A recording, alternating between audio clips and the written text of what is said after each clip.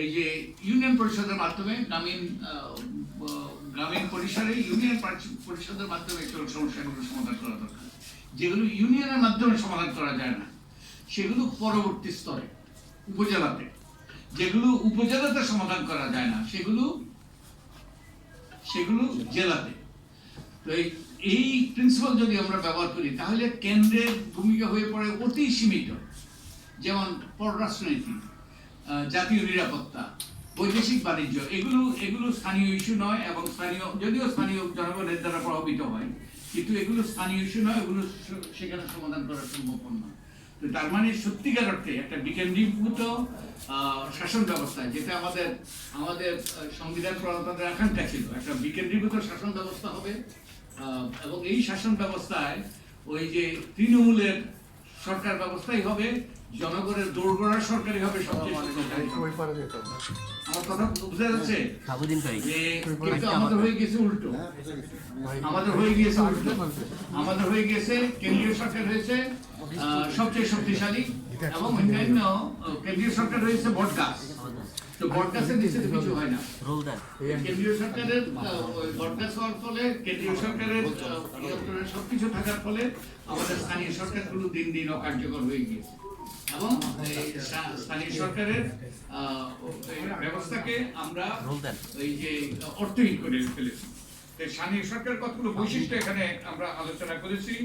বৈশিষ্ট্য হলো এই যে চতুর্থ প্যারাগ্রাফে, স্থানীয় সরকার সম্পর্কে সুস্পষ্ট ধারণা পেতে হলে এর প্রয়োজনীয় বৈশিষ্ট্যগুলো চিহ্নিত করা আবশ্যক। আমরা এতক্ষণ পর্যন্ত স্থানীয় সরকারের দায় দায়িত্ব ক্ষমতার কথা বলেছি। স্থানীয় সরকারের বৈশিষ্ট্য হলো, এক নম্বর হলো এটি স্থানীয় সমস্যাসমূহ ব্যবস্থার লক্ষ্যে নির্বাচিত প্রতিনিধি সমন্বয় একটি গঠিত একটি প্রতিষ্ঠান, একটা বৈশিষ্ট্য। দ্বিতীয় বৈশিষ্ট্য হলো এতে জনগণের কার্যকর অংশগ্রহণ থাকবে, ওই যে আমাদের সংবিধানের 11 অনুচ্ছেদে বলা আছে। এবং এটা গণতান্ত্রিক ব্যবস্থায় জনগণের সক্রিয় অংশগ্রহণ অত্যন্ত গুরুত্বপূর্ণ। একদিকে জনগণের সরাসরি অংশগ্রহণ, আরেকটা হলো জনগণের প্রতিনিধিদের মাধ্যমে অংশগ্রহণ, পরোক্ষ এবং প্রত্যক্ষভাবে। কিন্তু ওই স্থানীয় সরকারের মাধ্যমে প্রত্যক্ষভাবে জনগণের অংশগ্রহণের সুযোগ থাকে।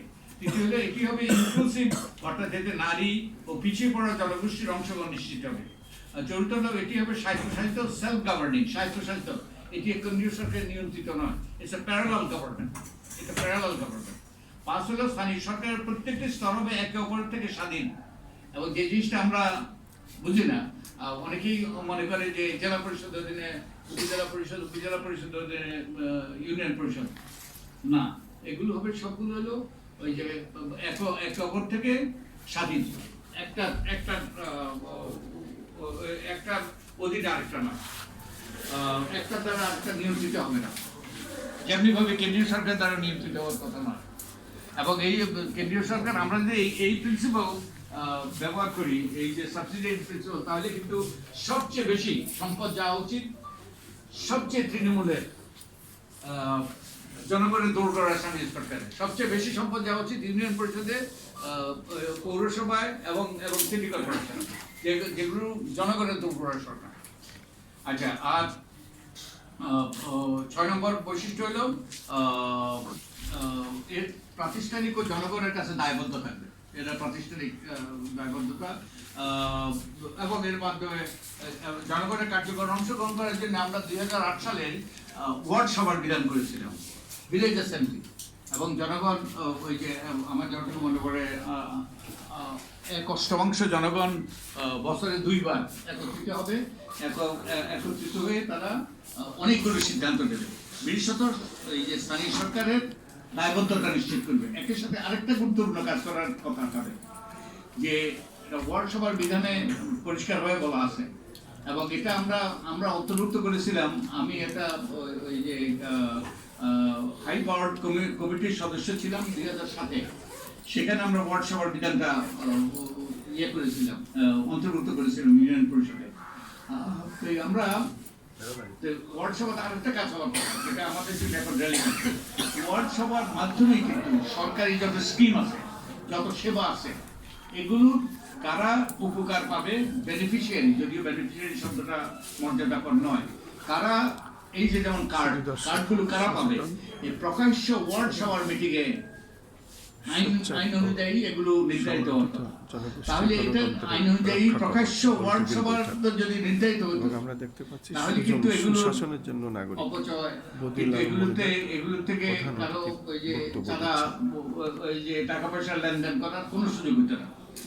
এবং এই যে আমি আশা করি সরকার এটা বিবেচনা নেবে যে কার্ডগুলো তারা বিচরণ করছে, এগুলো গুরুত্বপূর্ণ, এগুলো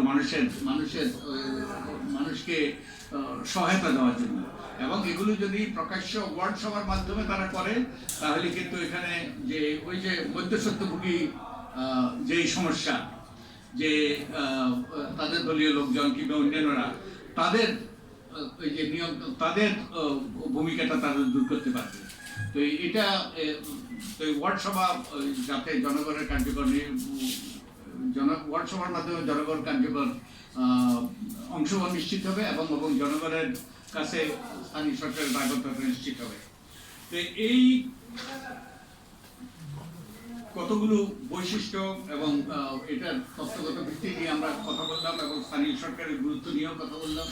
এবং স্থানীয় সরকার যদি শক্তিশালী হতো তাহলে, এবং আমরা যদি সংবিধান অনুযায়ী আমরা কাজ করতাম, তাহলে আমাদের বাজেটের বিরাট অংশ থাকতো স্থানীয় সরকার।